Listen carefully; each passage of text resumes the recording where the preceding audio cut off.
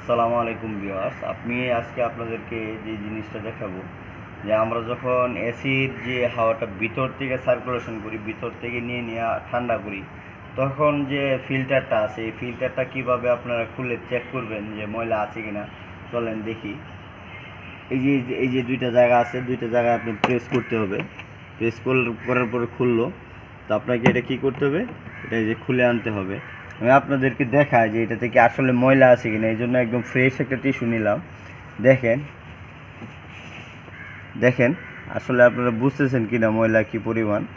এটা শুধু এইটাতে আছে ময়লাটা, আমি শুধু এইটাতে দেখাচ্ছি। তো তারপরে দেখাই যে ফিল্টারের মাঝে ময়লা আছে প্রচুর। আমি একটু বাহিরে একটু ইয়া দিই, দেখেন প্রচুর ময়লা দেখেন উঠতেছে। দেখেন এটা হচ্ছে নিয়ম হচ্ছে হাওয়া দিয়ে, যে হাওয়ার প্রেসার দিয়ে এটা